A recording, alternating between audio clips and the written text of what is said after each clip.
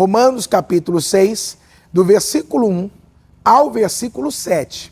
E nós vamos seguir então naquilo que Paulo vai falando agora aqui em Romanos, tá bom? Vamos ler então? Eu vou ler aqui na NVI e aí qualquer coisa a gente vai trocando entre Almeida e NVI, né? Corrigida e a NVI. Então diz o seguinte, queridos, olha só. Que diremos então? Continuaremos no pecado para que a graça transborde? De maneira nenhuma. Nós, os que morremos para o pecado, como ainda viveremos nele? Ou vocês não sabem que todos os que fomos batizados em Cristo Jesus, fomos batizados na sua morte? Portanto, fomos sepultados com ele na morte por meio do batismo, a fim de que, como Cristo foi ressuscitado dentre os mortos, pela glória do Pai, assim também vivamos uma vida nova. Se, pois, nos tornamos unidos na semelhança de sua morte, certamente o seremos também na sua ressurreição. Pois sabemos que o nosso velho homem foi com ele crucificado, para que o corpo pecaminoso seja destruído, de modo que deixemos de ser escravos do pecado.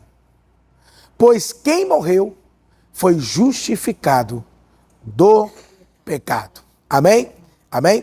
Então vamos lá então. Pastor, o que Paulo está querendo dizer isso aqui? O que está acontecendo aqui? Para a gente poder relembrar, né, que eu falei semana passada, óbvio que eu não vou ler tudo aquilo que lemos semana passada, mas nós entramos aqui semana passada do versículo 12, né, versículo 12 ao 21, encerrando o capítulo 5. E aí, a conclusão, né, do capítulo 5 vai te levar para isso aqui. Mas, pastor, por que Paulo começa o capítulo 6, verso 1, falando isso aqui? Que diremos então? Continuaremos no pecado para que a graça transborde? Para você entender a lógica do que está sendo tratado, vamos voltar para o capítulo 5, só que nós vamos ler os versos 18 e 19, tá? 5, 18 e 19. Então, olha o que Paulo está dizendo aqui, queridos, no verso 18 e 19. Olha só o que está sendo dito aqui. Ele fala o seguinte, ó, consequentemente, como uma só transgressão resultou na condenação para todos os homens, assim por um só ato de justiça veio a justificação que dá vida a todos os homens. Então, só para a gente poder relembrar, Paulo aqui nessa sessão, ele está fazendo um paralelo, um contraste entre Adão e Cristo Jesus, os dois cabeças, né? As duas cabeças da humanidade. E aí ele diz o seguinte, que por causa daquilo que Adão fez, por causa daquilo que Adão ele cometeu, ele acabou trazendo o quê para toda a humanidade? Condenação. É o que ele trouxe para toda a humanidade. Mas em contrapartida, o que ele fala também? Que por causa de Jesus, por um ato de justiça, veio o que também, irmãos? A justificação, ou seja, a libertação da condenação. Quer dizer, não temos mais condenação. E que dá vida a todos os homens. Aí olha o 19 agora. Porque, como por meio da desobediência, falando de Adão agora, né? De um só homem, são muitos que foram feitos o quê? Então, por que nós nos tornamos pecadores? Por causa do quê? Da desobediência de Adão. Então, por causa de Adão, a humanidade foi feita o quê? Pecadora. E aqui, irmãos, não tem como a gente tentar discordar, porque alguns vão tentar dizer, não, mas também não é bem assim não, o Adão peca e a gente paga o preço, então você acha, tem nada a ver com isso. Ele está falando aqui da questão de nós estarmos unidos. Então o que acontece? Toda a raça humana nasce unida a Adão. É nesse aspecto que ele está falando aqui. E aí o que ele diz? Que por conta do que Adão fez, a desobediência de Adão, nós nos tornamos o quê? Pecadores. Em contrapartida, por meio da obediência de quem? de Jesus Cristo, né? A obediência de Cristo, nós fomos feitos o quê? Justos. Então presta bem atenção, só para você relembrar, porque eu falei isso aqui semana passada. O que ele está falando aqui? Que nós não somos pecadores simplesmente porque pecamos. As pessoas, elas entendem assim, que o que te faz, o que torna uma pessoa pecadora é o fato dela pecar. Então, se você peca, isso te faz um pecador. Na verdade, é o inverso. Nós pecamos porque, na verdade, nós somos pecadores. A humanidade, ela é o quê, irmãos? Pecadora.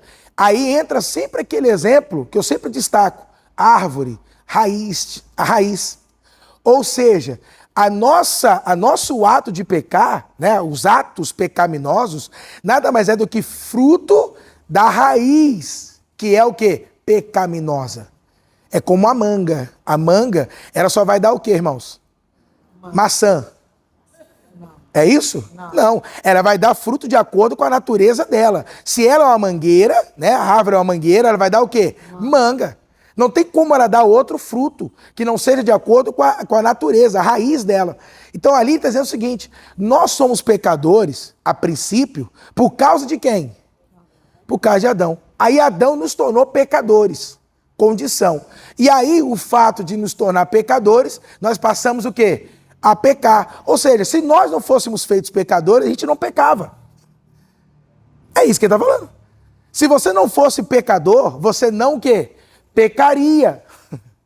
Entendeu o que ele está falando ali? Então o fato de você ter sido feito pecador, que te faz você pecar. Aí você passa a pecar. E aí é interessante, porque ele fala também o seguinte, olha, mas também da mesma maneira. Assim como em Adão, o fato dele ter pecado nos tornou pecadores, e em Cristo, o fato dele ter obedecido, amém? Ter manifestado um ato de justiça, o que isso nos fez? Justos diante do Senhor. Amém, queridos? Então aqui ele está mostrando para nós algo que é importante você entender para o que vai entrar em Romanos 6. Então o que isso nos mostra? E aí que eu sempre faço essa pergunta. Então o que isso significa? Que por mais que uma pessoa nesse mundo fizesse ou faça coisas boas, por mais que ela seja uma cidadã de bem, por mais que ela pague os impostos dela tudo bonitinho, por mais que ela não destrua a vida de ninguém, por mais que ela está ali levando a vida dela tudo bonitinho, certinho, isso muda o status dela diante de Deus? Isso faz com que ela deixe de ser pecadora? Por mais que faça coisas boas, irmãos, sim ou não? Não muda. Ou seja, por mais que ela faça coisas boas, isso não altera o status ou o estado dela diante de Deus. Ela continua sendo o quê? Pecadora. O que vai alterar o status dela diante de Deus? É o ato de Cristo. É a obra de Jesus. Tá dando para entender? Então, por mais que eu fizesse coisas boas, isso não altera quem eu era, né? Ou quem eu sou antes de Cristo. Agora, o que é interessante? Agora em Cristo eu sou justo, sim ou não? Quem é justo aqui? Quem creu em Cristo Jesus? Então você deixou de ser pecador, no sentido de condição, e passou a ser justo, no sentido de condição. Agora eu lhe pergunto, e olha que interessante, porque essa é a pergunta, tá? É isso aqui que você tem que entender, presta bem atenção aqui agora, olha só. Tá, se antes de Cristo, ainda que eu fizesse coisas boas, isso não alterava, isso fazia com que eu continuasse sendo pecador. E agora em Cristo, se eu sofrer um acidente no sentido de vir a pecar, altera quem eu sou? Não. Eu continuo sendo justo? Quer dizer, um crente, mesmo pecando, ele continua sendo justo? Sim ou não? Sim. Continua ou não continua? Continua sendo justo. E aí, então, é o que vai surgir a pergunta no capítulo 6, versículo 1. Por que, queridos, é que vai surgir a pergunta no capítulo 6, versículo 1? Porque é onde muitos acabam trazendo um questionamento. Vai lá, Roberto Paulo, Romanos 6, 1. Qual o questionamento? Então, o que diremos então? Continuaremos no pecado para que essa graça transborde? Porque Paulo disse, onde abundou o pecado? Quer dizer, quanto mais pecado, mais graça. Mais pecado, mais graça. Então, a pergunta que fica é justamente essa. Qual? Então, peraí, pastor. Então quer dizer que a gente pode fazer o que a gente quiser? Entendeu? Quer dizer que a gente pode, né, continuar pecando? Porque o senhor acabou de falar aqui que não importa o que eu faça, que isso não altera a minha nova realidade ou a minha antiga realidade. Ou seja, o senhor acabou de falar aqui, de afirmar, e vocês concordaram comigo, né? Então, quer dizer, acabou de afirmar aqui, quando eu era pecador, por mais que eu fizesse coisas boas, não mudava isso. E agora que eu sou justo por conta daquilo que Cristo fez, por mais que eu peque, também não altere. Então, qual que é a conclusão que muita gente chega? Então, pouco importa o que eu faço. Né? Posso pecar, então, né? Até porque, como a Bíblia está dizendo, onde abundou o pecado, super o quê? Agora, o que é interessante? Olha bem para mim. Se você já chegou a essa conclusão, ou a pensar isso, você está indo no raciocínio correto, você está entendendo a graça.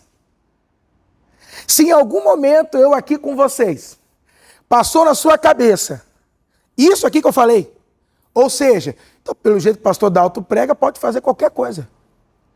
Significa que você está, sim, seguindo no raciocínio do entendimento da graça. Porque tem que desembocar nisso. Se não desembocar nisso, você não entendeu a graça. Entendeu como é que é? Tem que seguir essa lógica normal mesmo.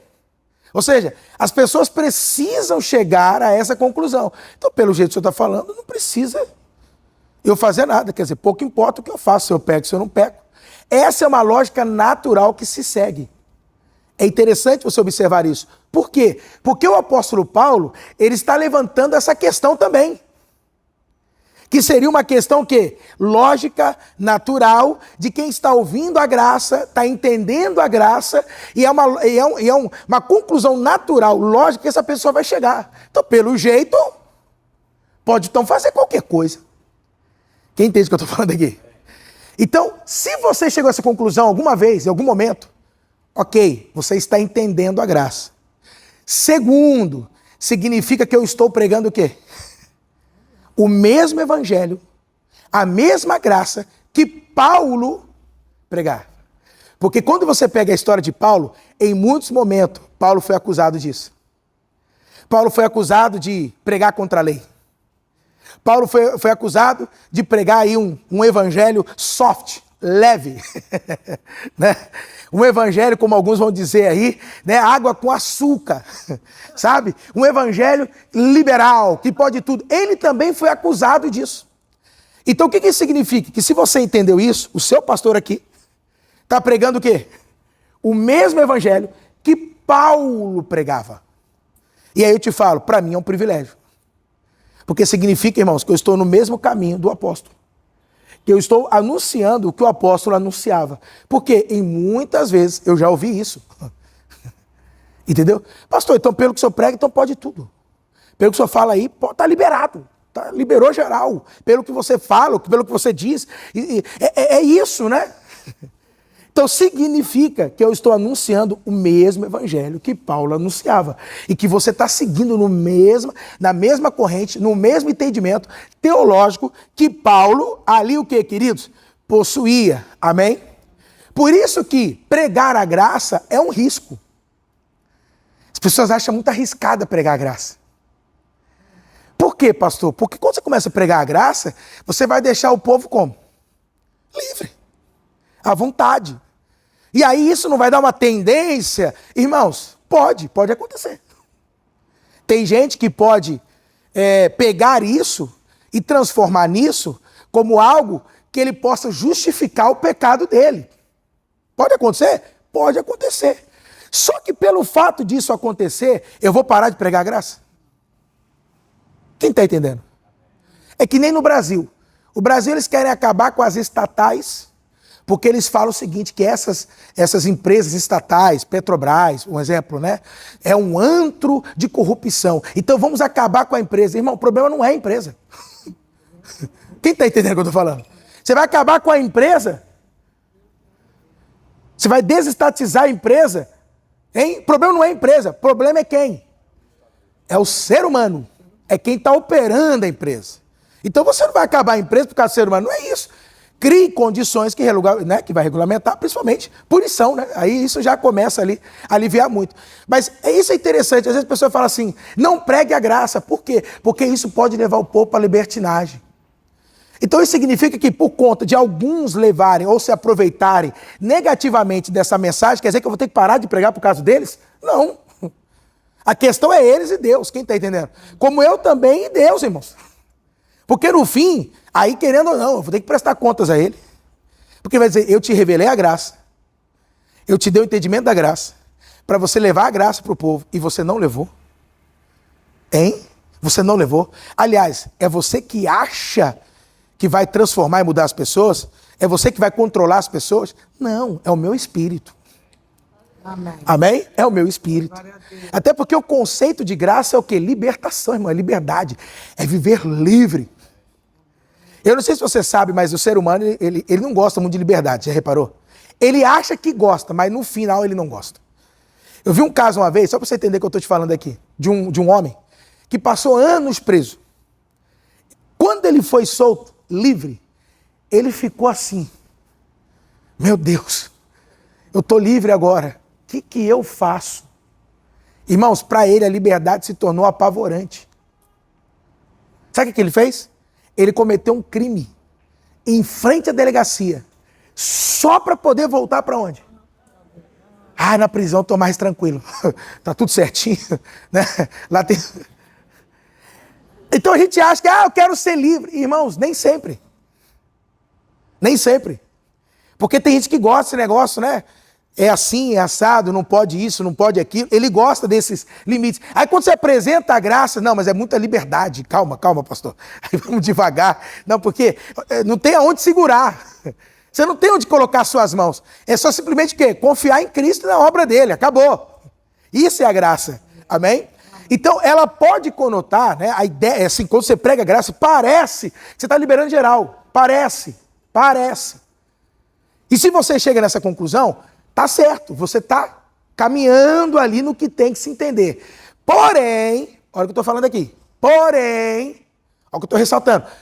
Porém, se a pessoa pensa isso, é porque ela ainda não entendeu o quê? A graça. Entendeu? Ela ainda tem um entendimento errôneo, equivocado sobre a graça. Então, olha que interessante. Se eu chego a essa conclusão de que, então está liberado geral, quer dizer, não importa o que eu faço, que não muda quem eu sou, ok, você está caminhando no entendimento certo. Porém, olha de novo, porém, ainda significa que essa tal pessoa ainda não entendeu o quê? O que é a graça. Entendeu agora? Ela ainda não entendeu o que é o quê, irmãos? O evangelho. Que Paulo pregava. Ainda não compreendeu, e aí é que é o ponto. Porque é aqui que está a grande questão, irmãos.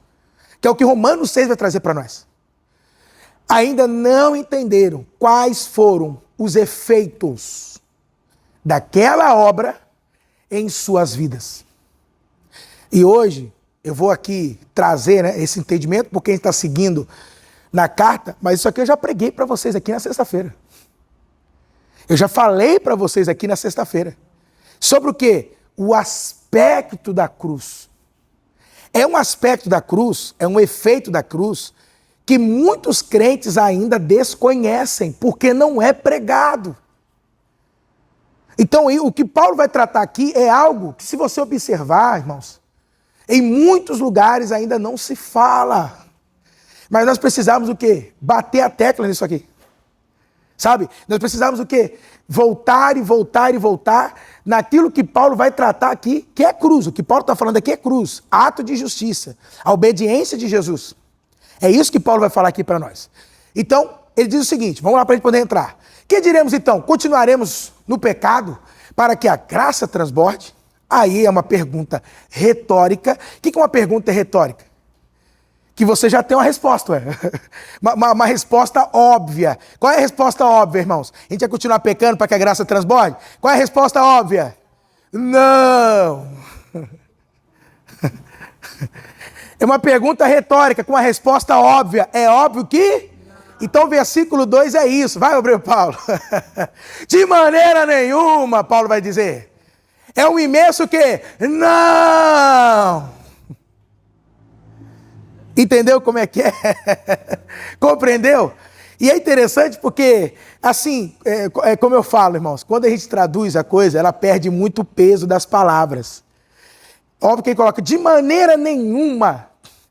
Mas se você vê no original, é um longe disso, tá maluco? É um absurdo. Paulo está dizendo, eu nunca preguei isso. Eu nunca ensinei isso. A graça não é licença para quê? Hein, irmãos? A graça não é licença para quê? Para pecar.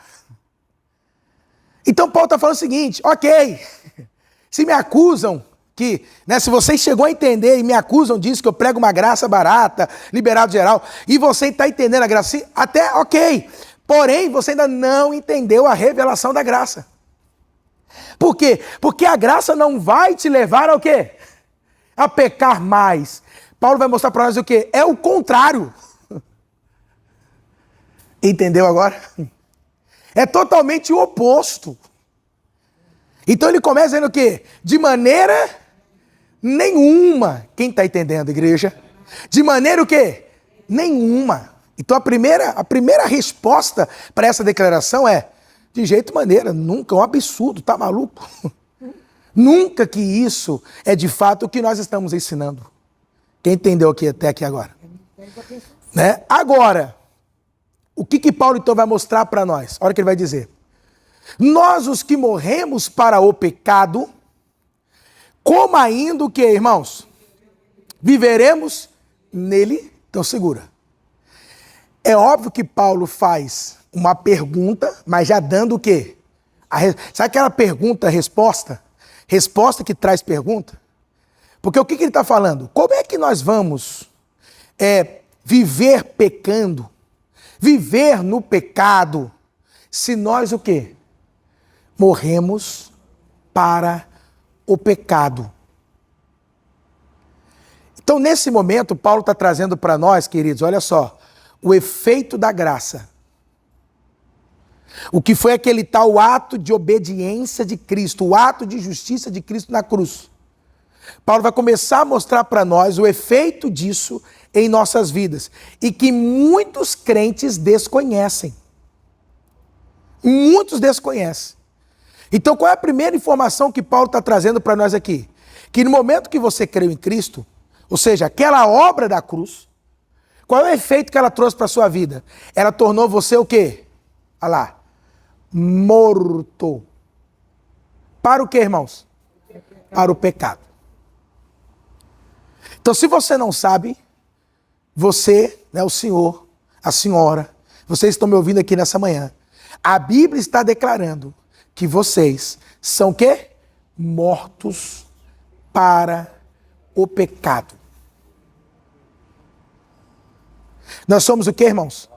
Mortos para o pecado.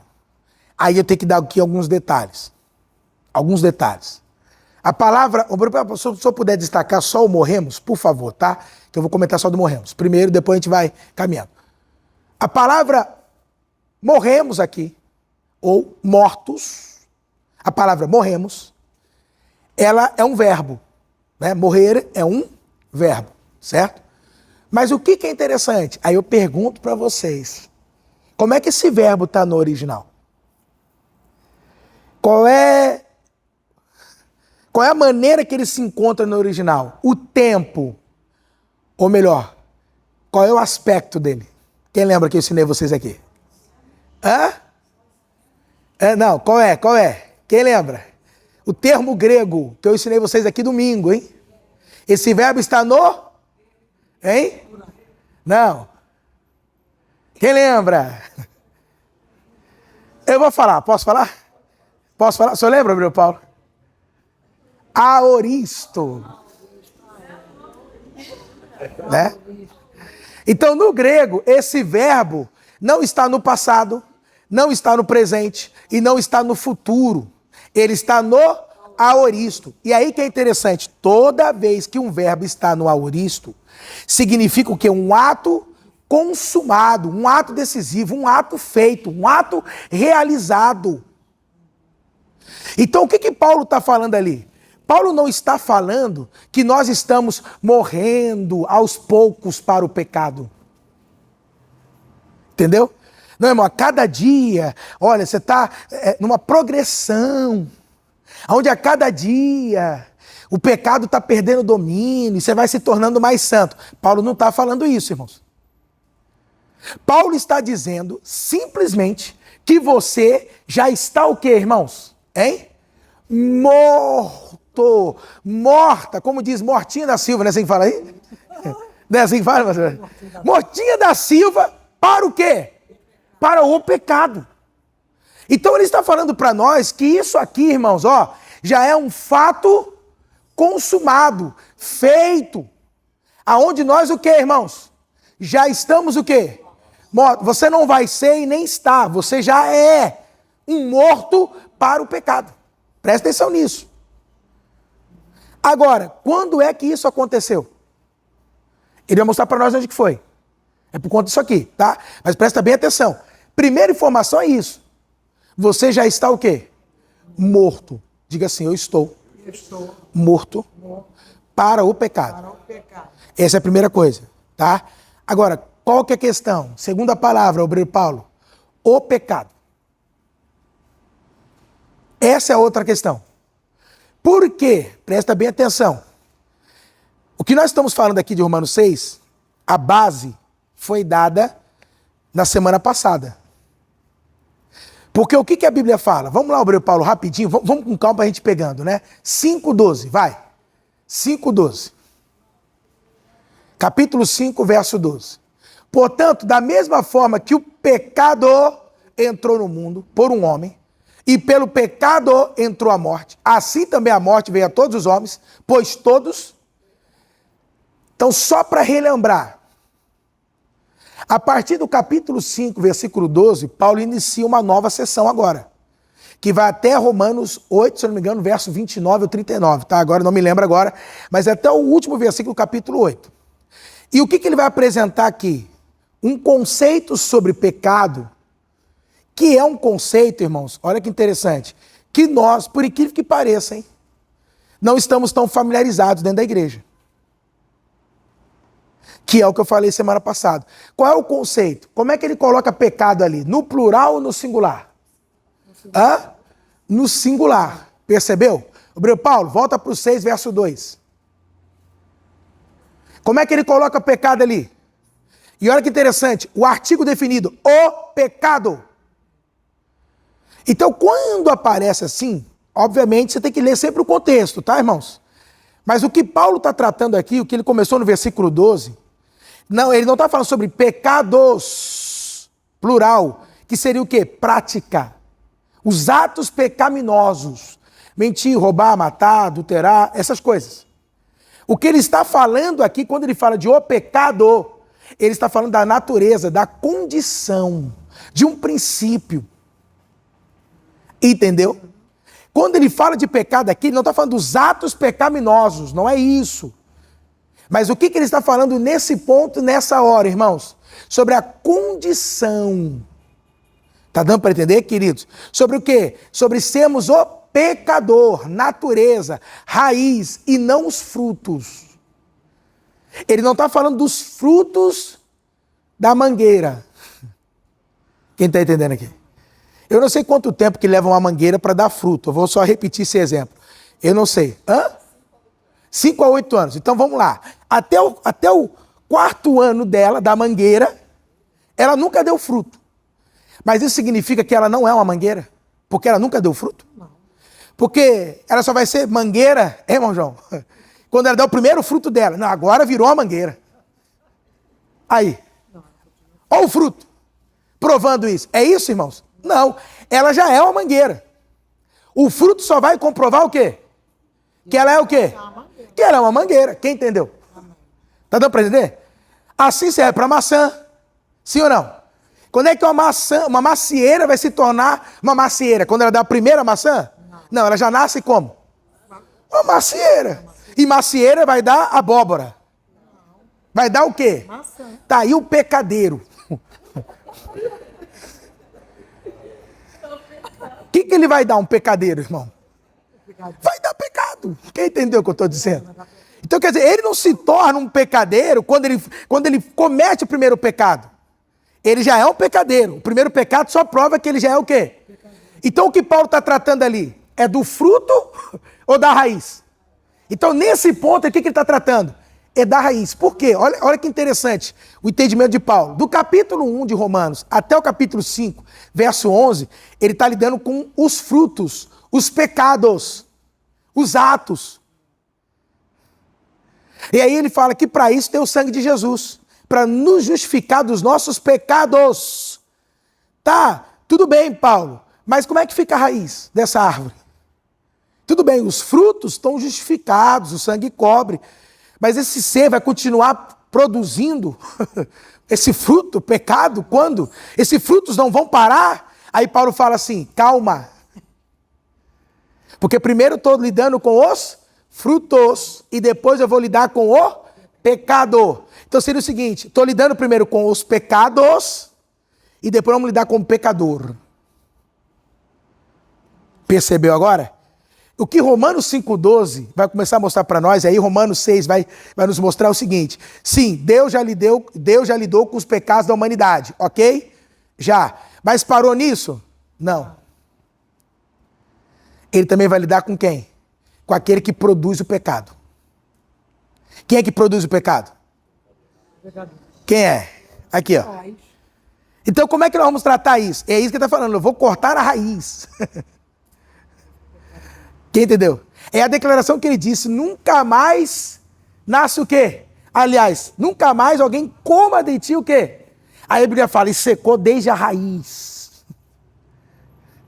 Quantos estão entendendo o que eu estou dizendo? Amém. É o que Paulo vai tratar ali agora. Porque quando você se converte, que você passa a crer em Cristo, se tem uma coisa que fica escancarado para você é o quê? É o pecado, você reparou? Irmão, e aí, com o passar do tempo, você fica angustiado com isso. Né? É o que Paulo vai falar em Romanos 7. O que eu não quero, eu faço. E o que eu gostaria de fazer, não faço. Você vive uma angústia. Só que o que a Bíblia está mostrando em Romanos 6? Que peraí, há uma solução para isso. Há uma solução. Qual é a solução? Você já está o quê? Morto para o pecado. Para a condição pecaminosa. Aquela raiz pecaminosa que habitava em você, ela o quê? Morreu, ela secou. Aleluia. Amém? Então diga, eu estou morto ou morta, né? Para o pecado. Amém? Aí Paulo vai dizer, porque essa é a pergunta, vamos continuar pecando? Paulo fala, mas como é que vocês vão continuar vivendo no pecado se vocês já o quê? Aí é uma contrapartida, né? Morto não vive, vive, irmão? Ou você está morto, tem meio termo, aí está meio morto. Sim.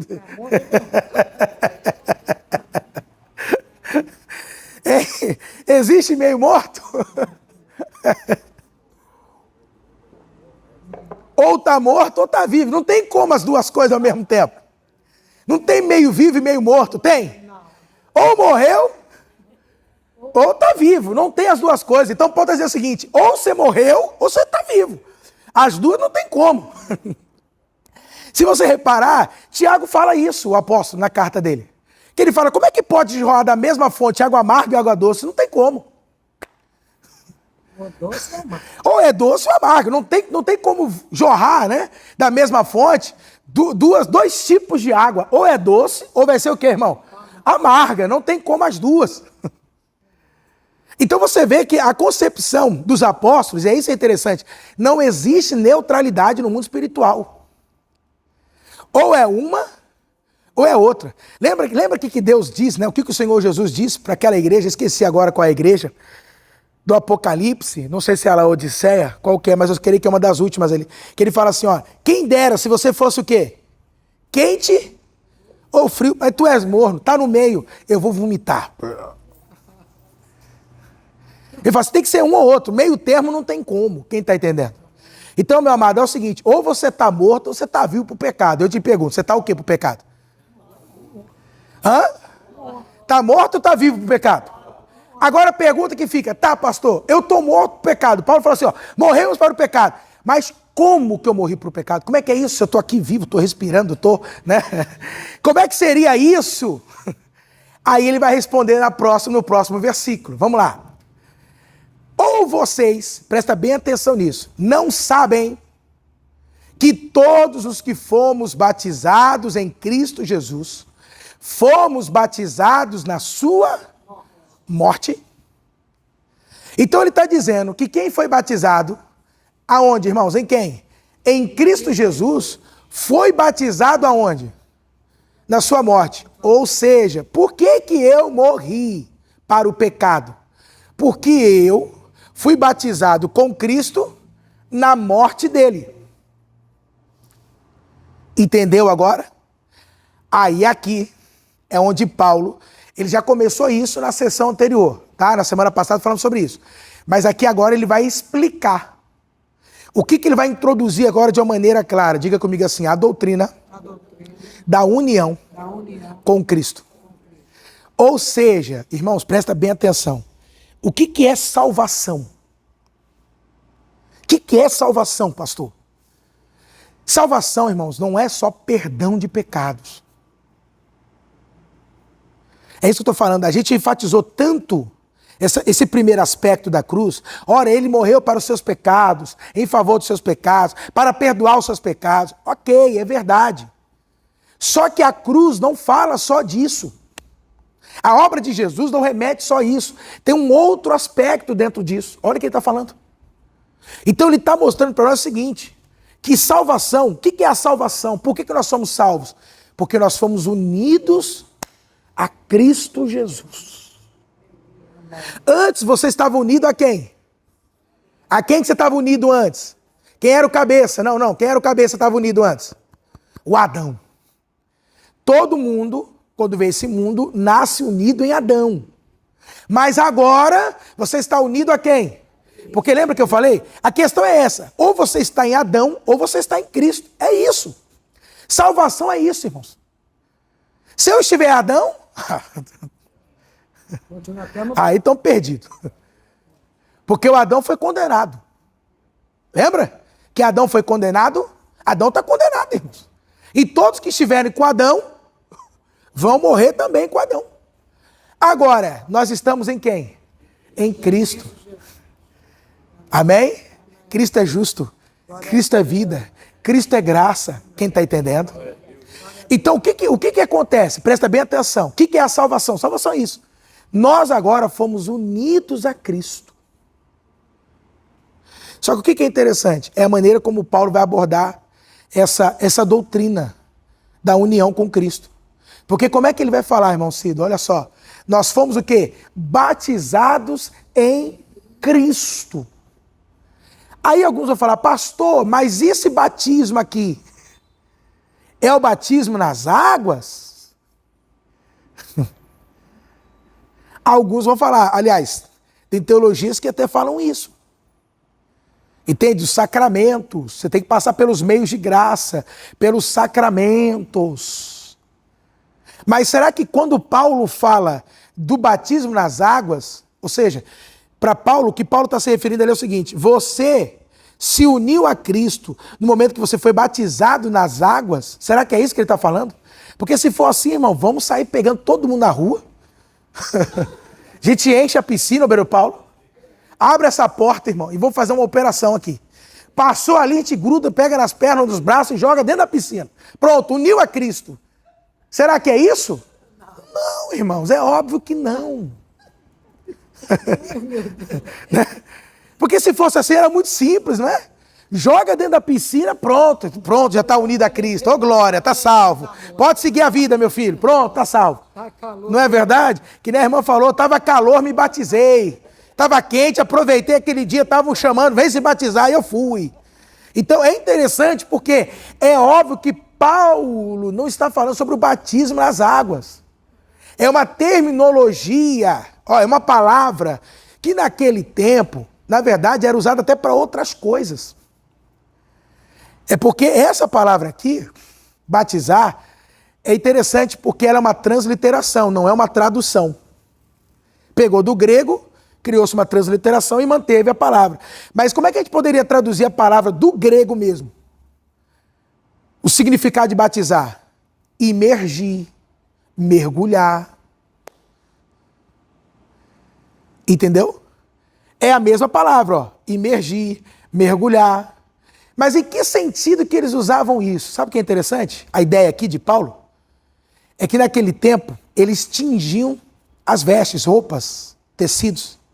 Então o ato de pegar o tecido, né, vou trazer também para os dias de hoje, colocar dentro de um balde com uma tinta e você coloca, você está imergindo esse tecido para ele ser o quê? Tingido. Ou seja, você está batizando o tecido. Entendeu a ideia? Que no momento que aquele tecido, a ideia no sentido lá, na época era isso, quando você colocava aquele tecido e você batizava ele naquela tinta, aquela tinta se impregnava naquele tecido, de modo que é como se tornasse o quê? Um só. Tenta tirar agora. Tenta, se é que existe a palavra, né? Distingir. Tem como distingir? Ou seja, tirar a tinta, irmão, uma vez que está ali tingido, acabou, irmão. Tingiu, está tingido, acabou. Sim ou não? Então a ideia que Paulo está dizendo é o seguinte: quando vocês creram em Cristo, no momento que, como a gente diz hoje popularmente, que você aceitou a Cristo, que você recebeu Cristo Jesus, você foi o quê? Unido, você foi colocado, você foi batizado, você foi mergulhado, você está em Cristo. Por isso que Paulo fala muito o quê? Nós que estamos em Cristo, aquele que está em Cristo, você foi colocado em Cristo. Quem está em Cristo é o quê? Nova criatura. Mas por que eu sou nova criatura? Porque eu faço coisas boas, certas, porque eu não peco? Não, porque você está em Cristo. Quem entendeu? Quem foi colocado em Cristo aqui? Amém. Quem está unido a Cristo? Amém. Quem pode dizer que você e Cristo é um só? Amém. Diga: eu e Cristo somos um só. Você e Cristo estão junto e misturado agora, irmão. Amém? A senhora quer perguntar alguma coisa? Sim, pode falar. Ele vê Cristo, perfeito, isso. Satanás, quando nos vê Cristo, perfeito, isso.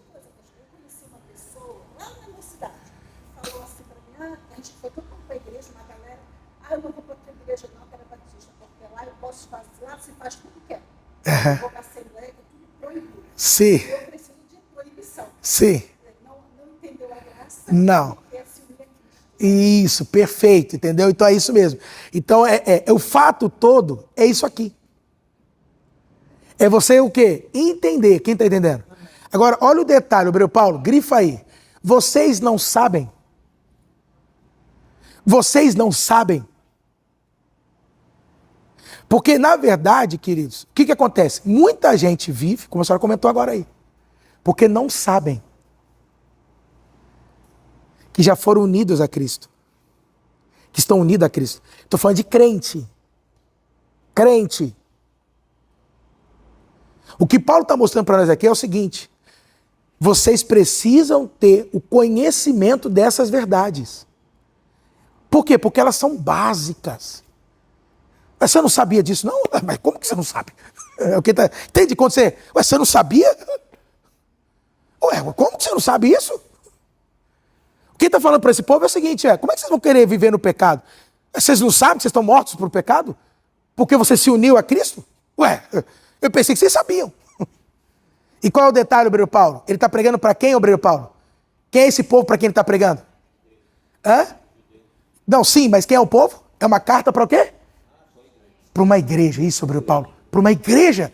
Então isso mostra que até hoje, nos dias de hoje, e nós estamos falando de um texto de 2000 anos, que assim como naquele tempo, muitos ainda não sabem dessa sua realidade em Cristo Jesus. Do que a graça operou em suas vidas. Ainda não conhece isso, irmãos. Entende? Então, o que Paulo está mostrando para nós aqui, não é o que você precisa fazer, é o que você precisa saber.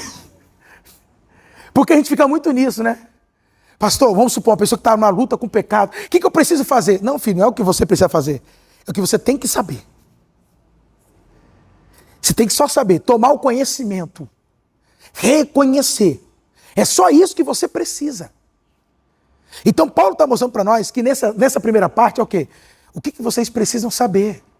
Conhecimento básico. Que primeiro vocês foram batizados, colocados, unidos a quem? A Cristo. Tá junto e...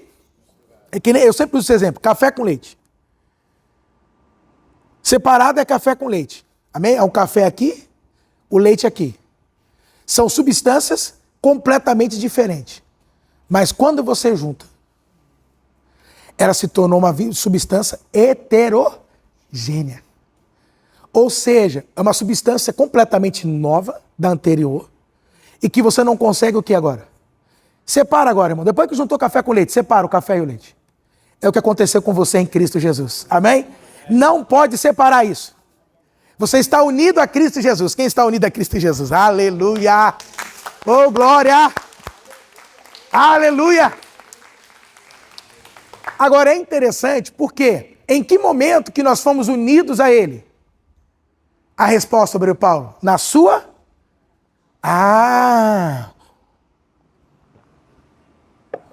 Nós fomos unidos ao Senhor Jesus na onde?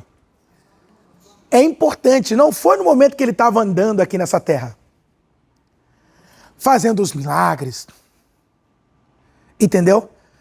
Ensinando. Por quê? Eu vou falar isso, irmãos. De repente alguém ouve, como é que pode isso? Mas é a realidade, porque o próprio Jesus falou isso. Se Jesus tivesse só descido, e já direto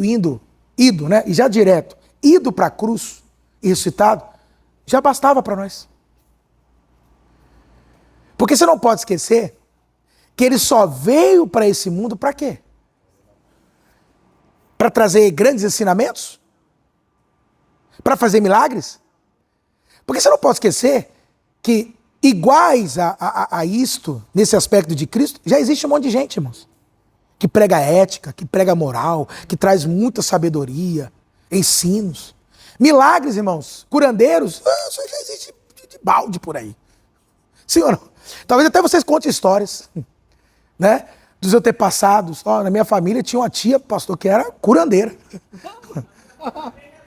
Ah lá, rezava, né? Era rezadeira, benzedeira. Então, tinha uma benzedeira lá, pastor, que era demais. Tá, agora qual dessas benzedeiras morreu e ressuscitou? Fala pra mim, irmão. Qual desses curandeiros morreu e ressuscitou, irmão? Quem tá entendendo o que eu tô te falando? Porque qual é o aspecto principal da vida de Cristo, ou da pessoa de Cristo? Cruz. Por isso que ele falou, quando o Filho do Homem for levantado, ele trará todos para si. Então, quando é que nós fomos unidos a Cristo? Em que aspecto? Na morte dele. Então, o que é interessante? Quando você olhar para aquela cruz, quando você assistir o filme do Mel Gibson, né, Paixão de Cristo, quando você vê lá as novelas, a crucificação, eu sei que bate aquele sentimento, né? Ai, tadinho de Jesus, ô dó, né? Ele morreu pelos meus pecados, e tem gente que até chora, amém. Só que tem um outro aspecto que você também tem que olhar. Ou seja, quando você olhar naquela cruz, você também tem que dizer o seguinte, eu estava lá. Amém. Aleluia. Porque eu morri com ele, eu também estava lá. Então você está vendo o Mel Gibson, ele está lá, né, aquele sangue, atravessando o prego, você fala, eu também estou ali. Porque esse é o outro aspecto da cruz que nós precisamos ter ciência. Ou seja, primeiro, ele morreu em favor dos meus pecados, ok. Mas ele também matou o pecador naquela cruz. O meu eu. Depois vai trazer mais para frente, o velho homem. Ele matou. Então, quando é que nós fomos unidos? Por que nós estamos mortos por pecado? Porque nós fomos unidos a Cristo. Mas fomos unidos em que ponto? Na morte. Você já morreu, irmãos. Você está morto. Amém? Diga, eu estou morto. Estou morta. Isso aqui, a gente fala muito sobre isso, né? Isso aqui é a pregação da cruz. Porque quando Paulo fala de cruz, você não pode esquecer que Paulo traz todos esses aspectos. Não é só o perdão, mas é a morte do pecador. Pregar a cruz é isso. É a morte do quê? Do pecador. Por isso que ele fala, você tem que carregar a sua É a sua cruz, dizendo que aspecto de cruz que é essa que ele está falando? É essa aqui.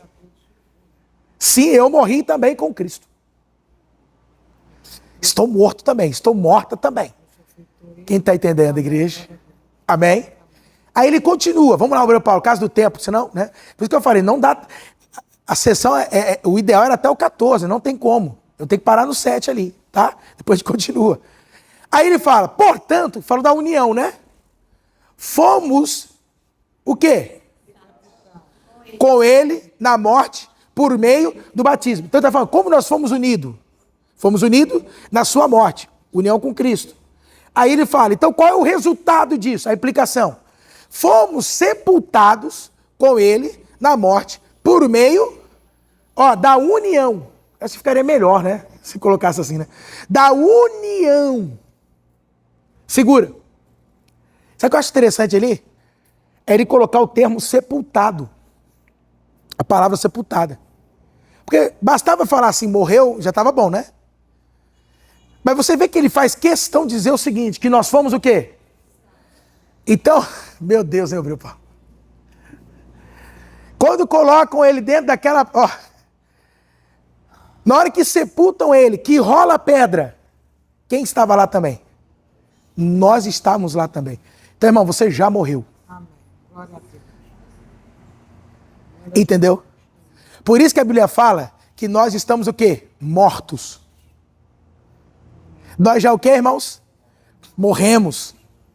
E não só isso, fomos o quê? Sepultado, enterrado. Paulo está falando para você o que você tem que entender sobre o aspecto da graça, da obra de Cristo. Nós fomos o quê? Sepultados. Quer dizer, morreu, enterrou. Finalizou. Concluiu-se.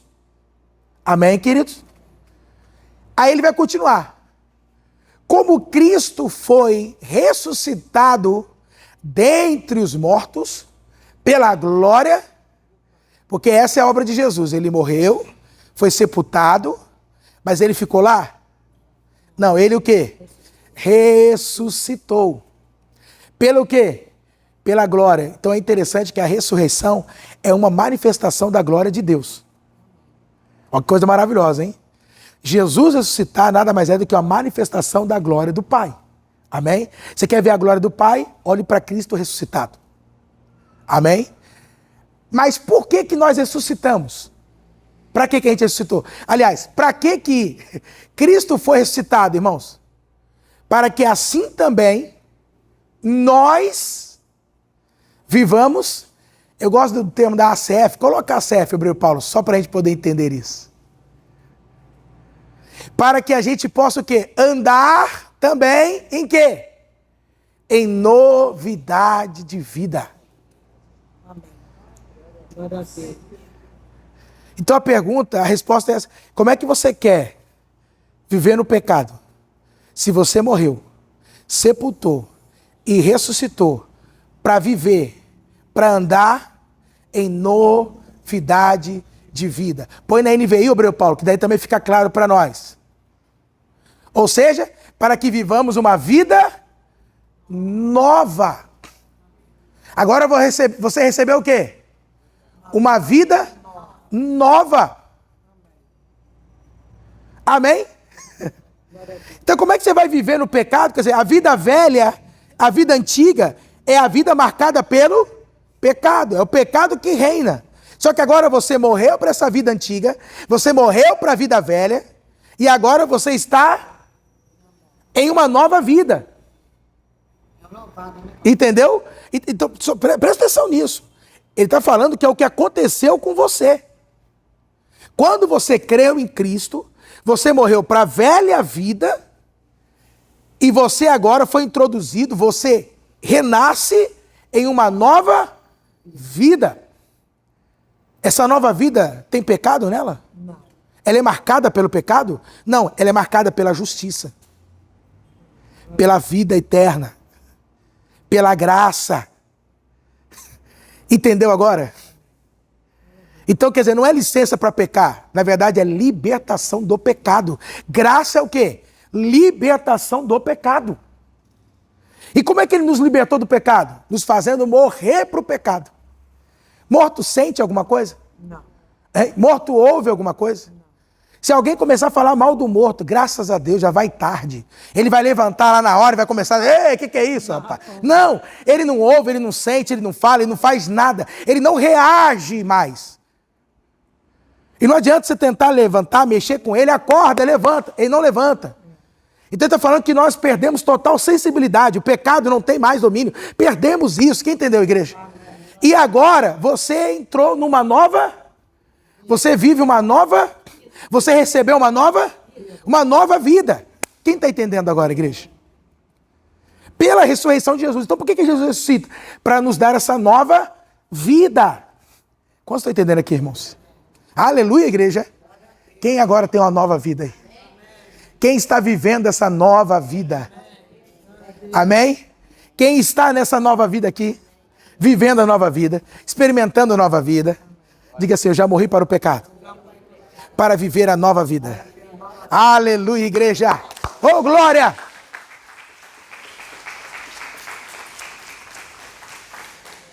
Entendeu o processo? Amém? Vamos lá, Obreiro Paulo, 5. Se, pois, olha agora, nos tornamos o que, irmãos? Unidos.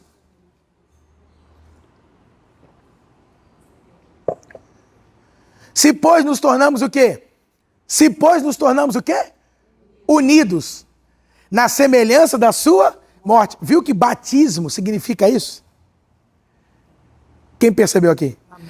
Só que aqui a NVI já está meio que traduzindo a coisa, né? Explicando para nós. Como é que fica na ACF? Coloca na ACF, Obreiro Paulo.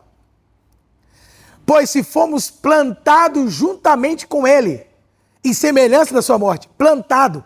A ideia é enxertado. Quem já viu pessoas enxertando plantas em árvore? Quem já viu isso? Tá. Quem já viu gente enxertando carne?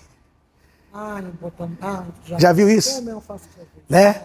Enxertando carne. Não, carne. A pessoa faz uma cirurgia e aí ela tem que fazer um enxerto.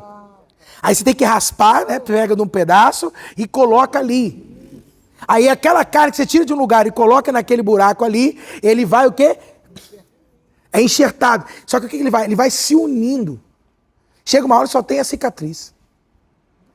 Não é maravilhoso isso? Pensa, irmãos. O que ele está falando é isso que aconteceu comigo e com você em Cristo Jesus. Nós fomos enxertados em Cristo Jesus. Amém? Mas, Obreiro Paulo, volta na NVI. Na NVI está bem interessante. Então, se pois nos tornamos unidos na semelhança da sua morte. Então diga de novo, eu já morri. Tá. Certamente o seremos também na sua ressurreição. Pastor, mas agora não estou entendendo. Porque agora ele está remetendo para o futuro. Seremos. Ué, mas já não ressuscitamos com ele? Não está falando de nova vida? Como assim seremos? Aí é algo interessante porque ressurreição na Bíblia tem dois aspectos. Como assim? Tem a presente, na qual já estou vivendo essa nova vida. Amém? Mas também tem a futura. Onde todos irão o quê? Ressuscitar, irmãos. Então ele está falando de uma garantia que nós já possuímos, não só no presente, mas também no quê? No futuro, quando Jesus voltar. Quando Cristo voltar. Então entenda uma coisa, essa nova vida que você já está vivendo aqui e agora, experimentando, ela vai crescendo. Ela vai se expandindo. Que vai chegar uma hora que vai atingir o seu corpo mortal de tal maneira que esse corpo vai perder todo o efeito do pecado e você vai receber um novo corpo. Ô, glória! Quem entendeu? Então Paulo está mostrando para nós, ó, se você já está unido com Cristo na sua morte, e ali você foi, saiba que você também tem uma garantia futura de que você vai receber um novo corpo. Amém? O corpo glorificado. O mesmo corpo que Cristo teve. Isso, que tem, né? O mesmo corpo que Cristo tem. Isso, que ele tem, tá? Isso. Amém? Então isso é o quê? A doutrina da ressurreição dos mortos. Que é uma garantia que nós, um dia, esse corpo, ele vai perder, ele vai deixar de existir. E todo aquele que creu em Cristo vai receber um novo corpo. Paulo chama isso, em 1 Coríntios 15, de um corpo glorificado. Um corpo que não carrega mais nenhum resquício do pecado. Então imagina que você não vai envelhecer mais.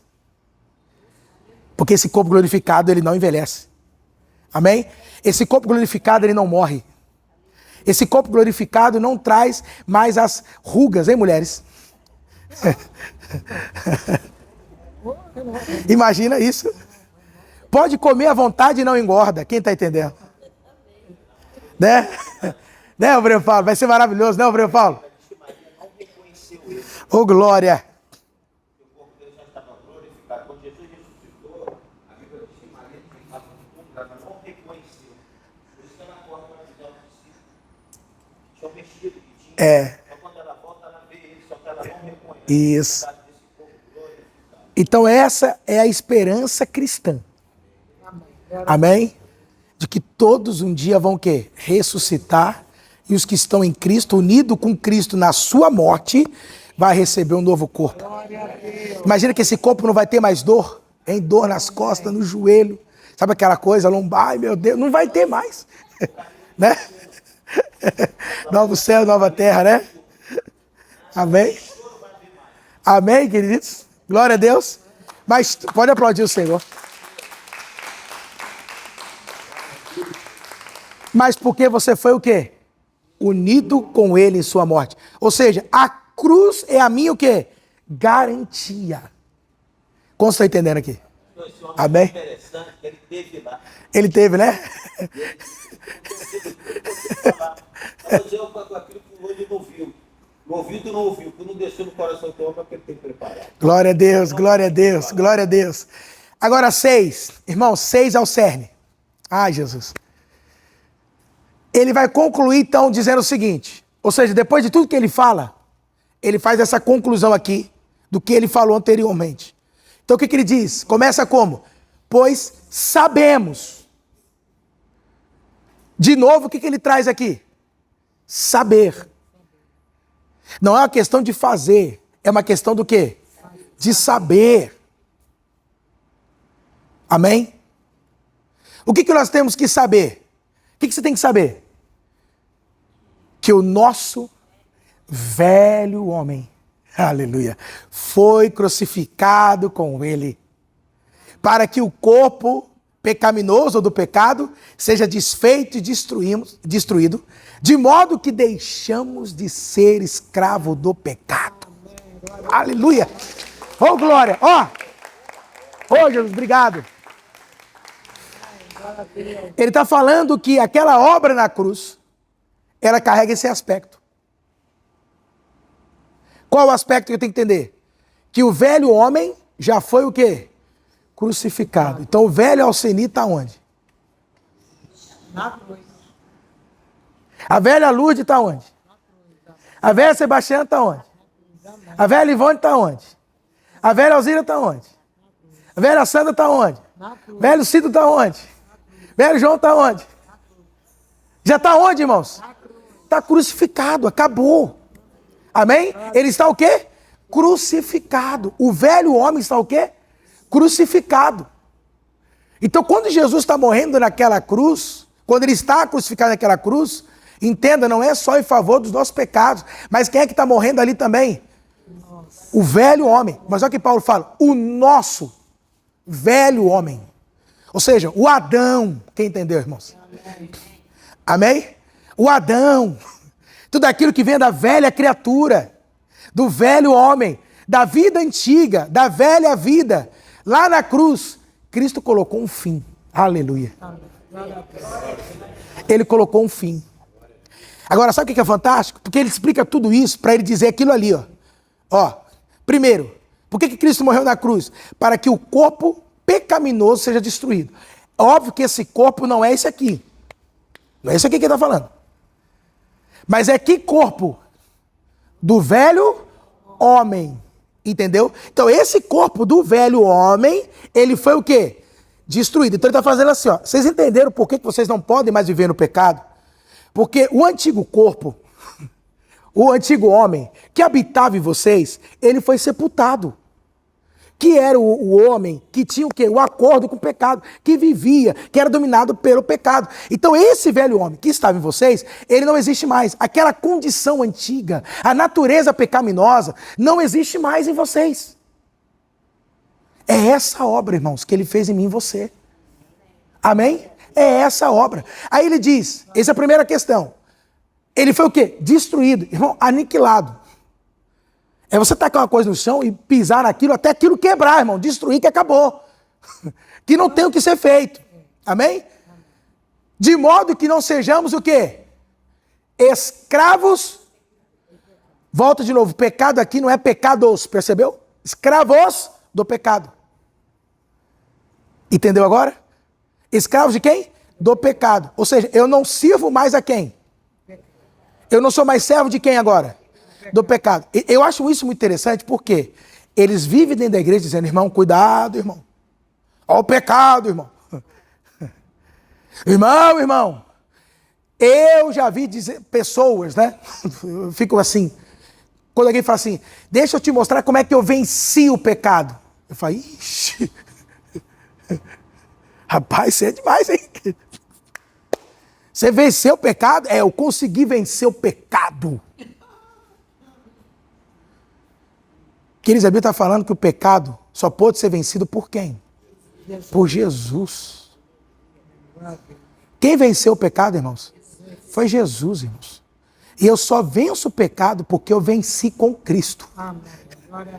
Porque Cristo venceu e eu venci com Ele também. Então a única maneira de vencer o pecado é através de quem?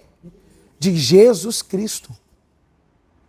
Segunda coisa, para com essa ideia, que eles falam, não, irmão, que a gente tem uma luta com o pecado. Não tem mais não. Acabou a luta com o pecado, irmão. Chega de luta com o pecado. Não temos mais luta com o pecado. Por que não temos mais luta com o pecado? Porque o velho homem já morreu, que nós já morremos para o quê também? Como é que eu vou lutar com o pecado se eu estou morto para ele? Eu não vivo mais para o pecado. Não tem mais razão. Entendeu? Não tem mais como. Porque nós já o quê, igreja? Morremos para o pecado. Porque o velho homem, a velha criatura, foi o quê? Crucificada. Acabou. Não tem mais o que lutar. Agora é uma questão só de aceitar. E aí é interessante também, por quê? Porque está mostrando para mim e para você que nada disso fui eu e você que fizemos. Quem é que fez? Jesus, irmãos. Eu não sou morto para o pecado porque eu fiz alguma coisa. O meu velho homem não foi crucificado e morto porque eu fiz alguma coisa. Mas porque o quê? Cristo Jesus já fez. O que é interessante é que todos esses verbos estão no aoristo. Um fato que já está consumado. Ou seja, fato consumado é o quê? Algo definitivo. Não volta mais atrás. Já está tudo pronto, tudo feito. Amém? Sobre nós. Agora o quê? É só se apropriar, é só aceitar. Amém?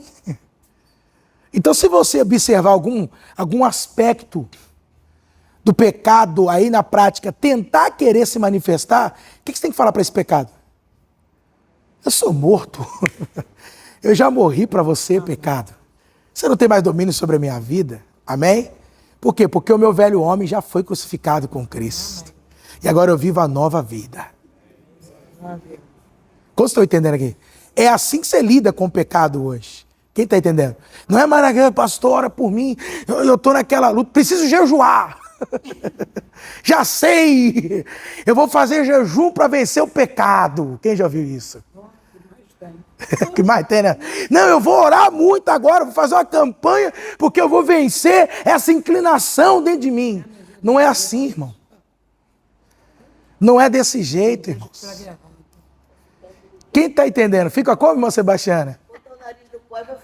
Vai ficar doidinho, né? Irmão, tem que orar, tem que jejuar. Aí você tem que lutar contra o pecado e vencer o pecado. Não, não é assim não, irmão. O pecado já foi vencido. Eu não tenho que lutar nada contra o pecado. Porque eu estou o quê? Morto para o pecado. Por que eu estou morto? Porque o velho homem foi crucificado. Ele está crucificadinho lá, o velho homem. Vocês estão entendendo, irmãos? Amém? Aí para terminar, por conta do horário, verso 7. Aí ele termina. Por isso que eu vou parar aqui. Porque aqui é a conclusão de tudo. Pois quem morreu foi justificado do pecado. Aqui ele fecha, né? E ele volta para o tema da justificação. Lembra que o tema central da carta é a justificação pela fé? Quem lembra? Então aqui ele volta para mostrar para nós o quê? Que a justificação está presente aqui. Mas em que sentido que a justificação está presente aqui? Presta bem atenção agora. Por que ele fala, quem morreu foi justificado do pecado? Por que ele fala isso? Porque, irmãos, você imagina uma pessoa que tem processo na justiça, que tem dívida, morreu. O que acontece com esses processos? O que acontece com as dívidas? Hã? Tem como cobrar o morto lá? Você chega no velório, ó, você está devendo aqui, hein? Tem que pagar, tem como? Irmãos, quando o sujeito morre, acaba tudo. Não tem como mais você, de alguma forma, né? Família paga. Né? Não, depende, tem situações, tá? Não, nem todos não. Mas morreu, o que acontece? Acabou. Eu lembro que o meu pai, né, quando ele faleceu, ele tinha um carro que ele devia lá, estava pagando o carro ainda, morreu, acabou, irmão, o banco quitou. Quitou o carro. Por quê? Está morto, vai cobrar como?